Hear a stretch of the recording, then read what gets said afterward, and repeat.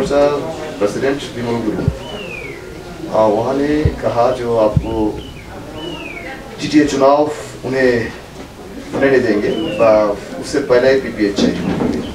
तो इस बारे में आपका रिएक्शन क्या है? नहीं, मेरा रिएक्शन कुछ नहीं है, बिकॉज उसका बयानबाजी तो आगे भी किया था, and I feel that any elections is good for the people. GTA का पक्ष में भी हम लोग नहीं है, जीटीए होना चाहिए पक्ष में भी नहीं है, लेकिन सरकार जीटीए का इलेक्शन का नॉमिनेशन डेट देने से 7-8 डेज देगा नॉमिनेशन भरने के लिए। म्यूनसिपैलिटी में कितना दिन दिया? 6 डेज, 2 दिन तो छुट्टी था। तो इसलिए वी आर जीटीए का पक्ष में आज होना चाहिए, कल होना चाहिए, वी आर नॉट इंटरेस्टेड। फिर भी जीटीए इलेक्शंस होने से we will put up candidates. हम लोग खाली छोड़ने के लिए एक दल का सिर्फ परिवार का वोट से जीटीए का फिर जीटीए का फिर गवर्नेंस में आने से that is not good. So GTA का पक्ष में भी नहीं, लेकिन if government does the GTA election we will fight the GTA election. और अरूले के भन्छ हैन, दूसरा आदमी क्या बोलेगा उसमें हम नहीं जाएगा, क्योंकि आगे भी 2010 का क्या बात हुआ था, क्या करेगा वो करेगा। I do not believe in all of that. पहाडको भ्रमणमा है सिएमले जुन जिटिएको चुनावको है एउटा सङ्केत दिइरहेको छ भने एकतर्फ फेरि यो पीपीएसलाई लिएर है 2 तारिकको दिन यो सेमिनार पनि राखिरहेछ। तपाईँहरूको पार्टीलाई पनि यो निमन्त्रणा आएको छ भन्ने छ, तपाईँहरूको पार्टीबाट यसलाई कस्तो प्रकारले हेर्नुहुन्छ? हैन, हामीले उहाँहरूको यो एक्सर्साइजको लागि घरमै आएको थियो, दिपेन भाइहरू आएको थियो, दिपेन माले, दिपेन अर्को भाइहरू आएको थियो। हामीले वेलकम गर्छ अनि यसमा हामी जान्छौँ अनि सुन्छौँ, बोल्नु भन्दाखेरि हामी सुन्छौँ। तर म यो भनेको हैन, हेर्नुहोस् है, यो जेसुकै होस्, म्युनिसिपालिटी होस्, आज पञ्चायतको इलेक्सन भएको छैन, हाम्रो मान्छेहरू पञ्चायतको वञ्चित भइरहेछ। अब कुनै दल हैन जुन चाहिँले चाहिँ 5 साल जीटीए चलायो अनि जुन चाहिँ प्रकारको उहाँहरूले यो असक्षम भन्ने कुरा गर्यो, चलाउनु नजानेको जस्तो पनि लाग्छ हैन। माने सिन्सियरली गरिबको लागि काम भएको छैन जस्तो पनि लाग्छ। अनि मलाई चाहिँ के लाग्छ भन्दाखेरि यो स्टन्ट्सहरू हैन, यो जनतालाई भ्रम, जनतालाई डर।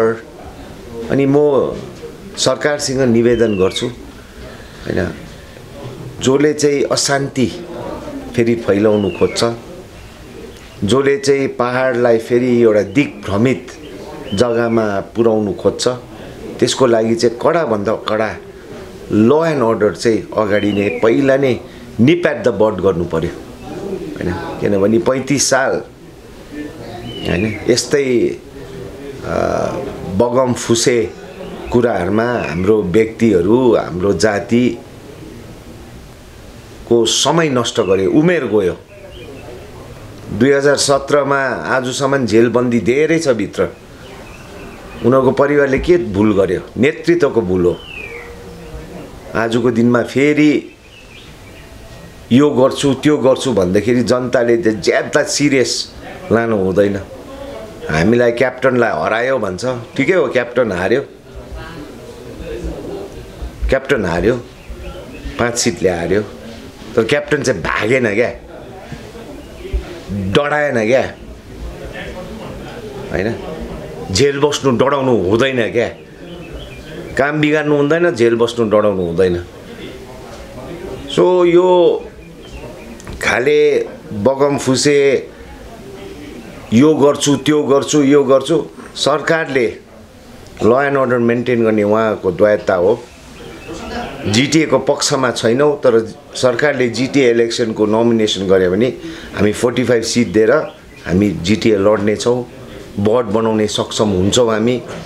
गुड गभर्नेन्स दिन्छौँ, पैसा चोर्दैनौँ, कन्ट्र्याक्ट कमिसन खाँदैनौँ, 5% 7% खाँदैनौँ, खरसाङ जस्तो जग्गामा 100 करोडको पार्किङ बनाएर आजसम्म लथालिङ्गे बनाउँदैनौँ, मुगल गार्डन भनेर पैसा खर्च गरेर वेस्ट गर्दैनौँ गरिबको पैसा।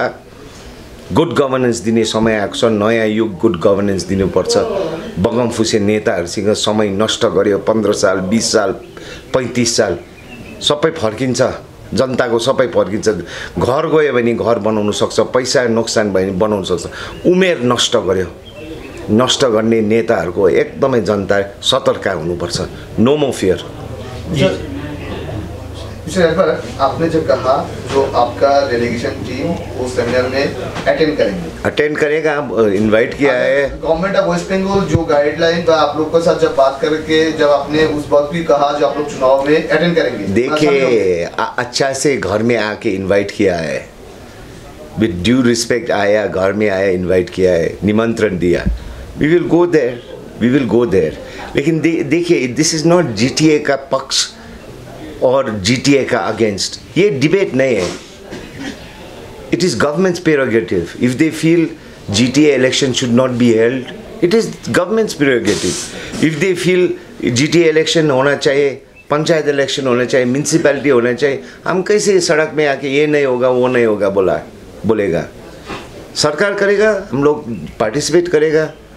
GTA करने से GTA में पार्टिसिपेट करेगा, म्यूनसिपैलिटी में। देखिए we have to give good governance to our people.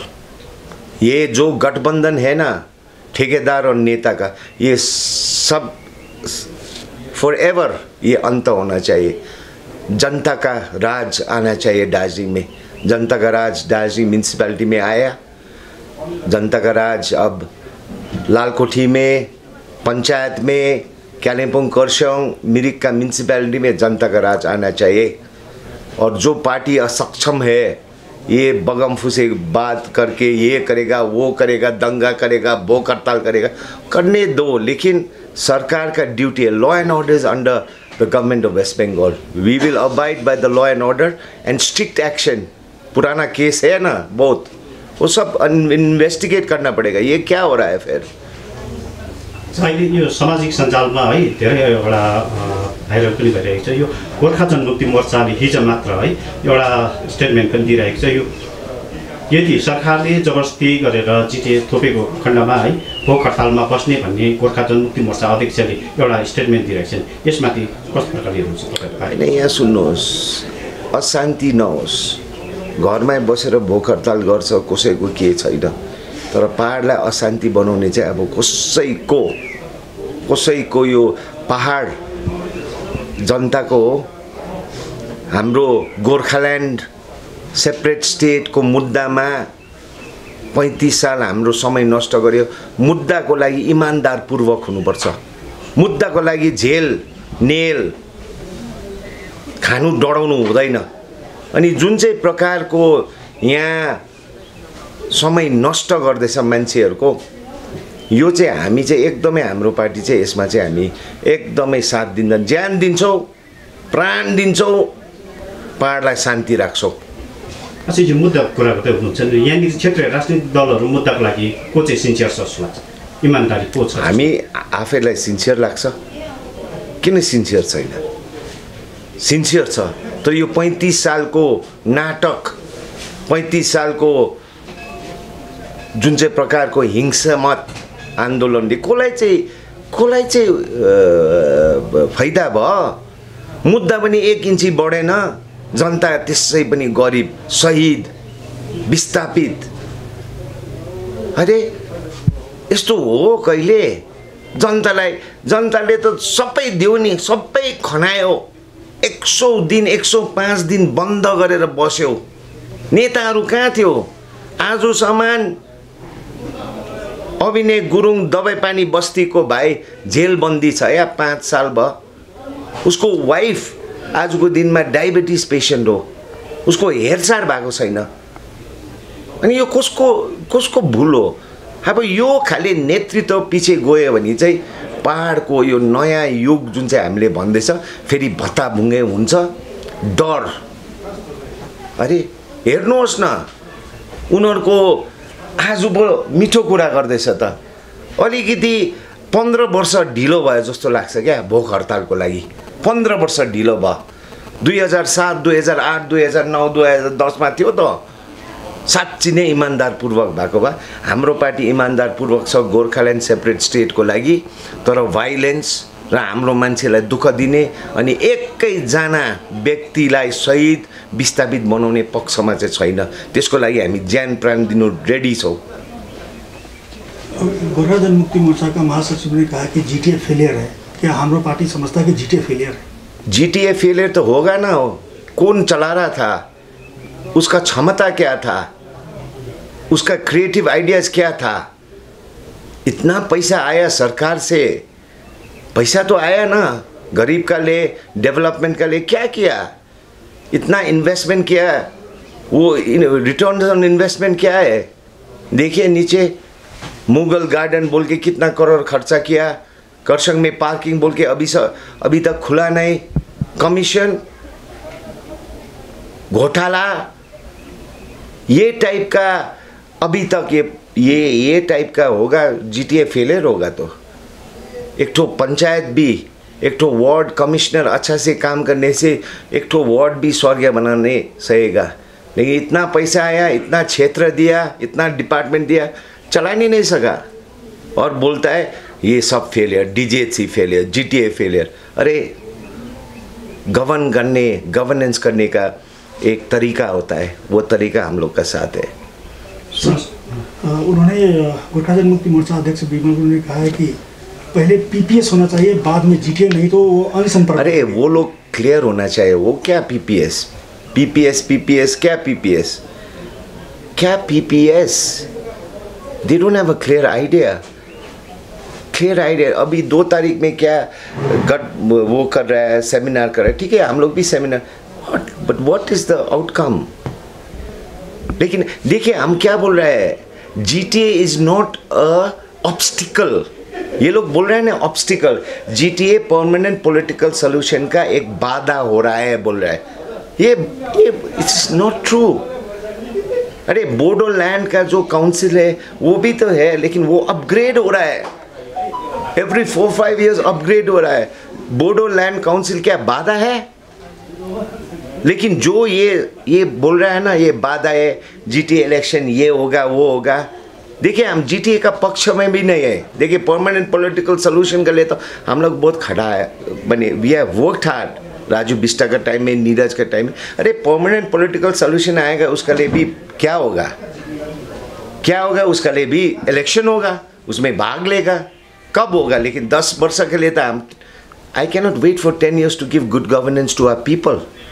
10 वर्ष के लिए हम वेट नहीं कर सकता है, क्योंकि अभी पेशेंस आ रहा है, पैसा नहीं है, उसका जान घुमा रहा है। हम उसको कैसे बताए? ये लोग तो ये काम नहीं कर रहा है ना। हम लोग तो अरे सोशल वर्क कर रहा है। हम लोग को तो मंच चाहिए जहाँ से हम लोग सेवा करें।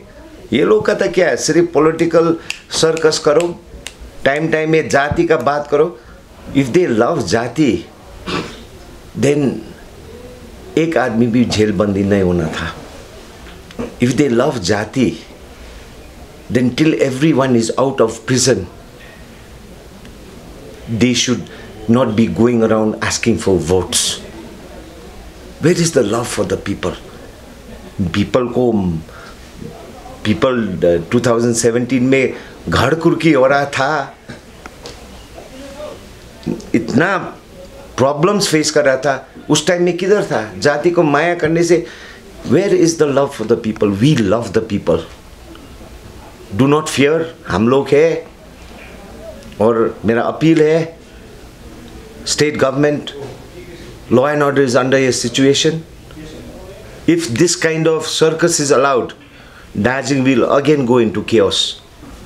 तपाईँले भर्खर मात्र भन्दै हुनुहुन्छ यो भ्रष्टाचार दार्जिलिङ पहाडमा जुन भ्रष्टाचारको कुरा गर्दै हुनुहुन्छ, यो भ्रष्टाचारको पक्षमा तपाईँ कुनै लिगली केही जाने तपाईँहरूको सोच? हेर्नुहोस् न, भ्रष्टाचारको हेर्नुहोस्, अब हामी म्युनिसिपालिटी गयो, फाइलहरू कोटाउँदैछ, किनभने हामी सत्तामा आयो नि त। म्युनिसिपालिटीमा फाइलहरू कोटाउँछ हामीले।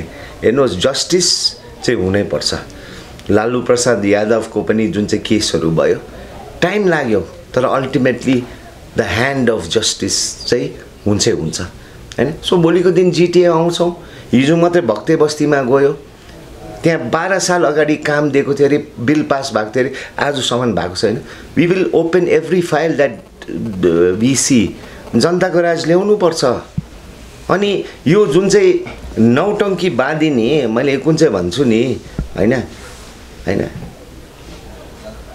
आन्दोलन गर्छ, सम्झौता गर्छ, सिटमा बस्छ, भ्रष्टाचार गर्छ, अनि सरकारले अडिट गर्दाखेरि फेरि गोर्खाल्यान्डको आवाज बुलन्द गर्छ। यही हुँदैछ आजसम्म, यही हुँदैछ। उहाँहरू कन्फिडेन्ट छैन, इलेक्सन लड्नु कन्फिडेन्ट छैन, हार्छ भन्ने छ। त्यसकारण इलेक्सन नहोस्। के न के हामीले लायौँ भने चाहिँ हाम्रो श्रेय बढ्छ। आहा, हुँदैन। अब भोलिको दिन जिएनएलएफ बिजेपी सबै मिलेर गोर्खाल्यान्डै ल्याओस् न, युटी नै ल्याओस् न, उनीहरूले नै भोट जित्छ भन्ने चाहिँ केही पनि छैन। जनता सचेत भएको छ। यो पहिलाको जस्तो 1986 मा डिजिएचसी लायो, 21 वर्ष जिएनएलएफको भयो, त्यसको पछि जिटिए लायो, 10 वर्ष 1 र 2 को भयो। हुँदैन। अब भोलिको दिन पर्मानेन्ट सल्युसन लु एउटा वार्तामा भएर चिफ मिनिस्टरले के पर्मानेन्ट, अरे त्यसको कसले श्रेय लाँदैन, जनतालाई थाहा छ कसलाई हाल्नु कसलाई नहाल्नु। 35 साल सबको अनुहार दिएको छ, सबको गतिविधि दिएको छ। यो पालि पहाडलाई चेन्ज चाहिन्छ अनि चेन्जको लागि हामी रेडी छौँ।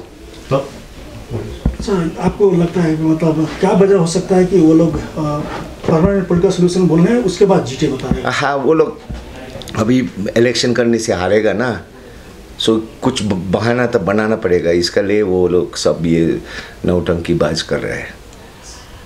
Thank you. केही क्षण अघि मात्र भन्दै हुनुहुन्छ है, हामी मुद्दाको लागि सिन्चर छौँ भन्दै हुनुहुन्छ है, इमान्दार छौँ।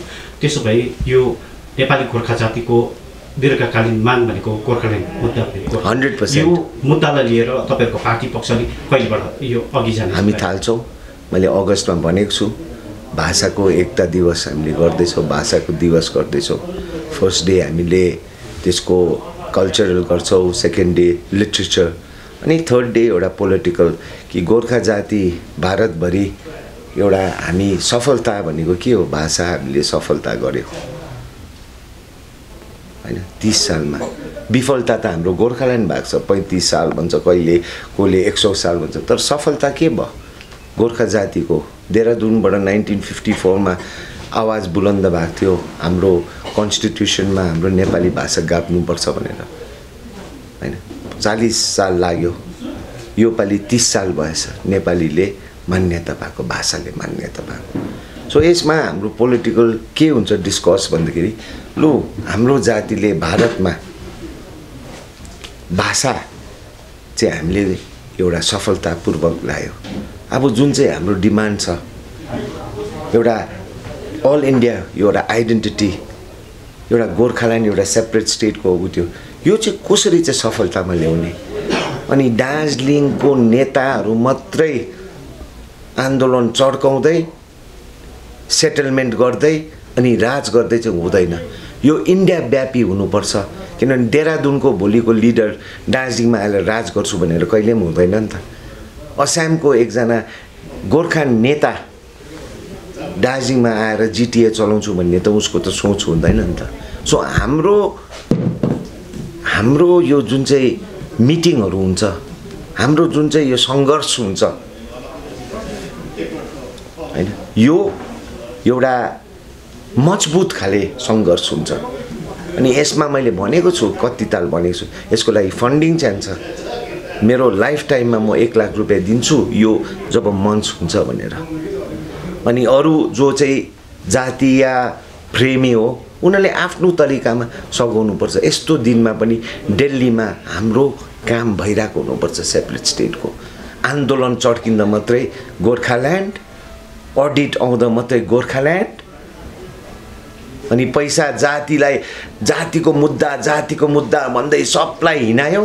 अनि जातिको मुद्दा त्यो सेटलमेन्ट हुँदा जातिको लागि पैसा आउँदाखेरि चाहिँ जातिको कुरा गयो। बाहिरको 1-2 जना कन्ट्र्याक्टरहरूले करोड रुपियाँ लग्यो अनि जाति चाहिँ लथालिङ्गै।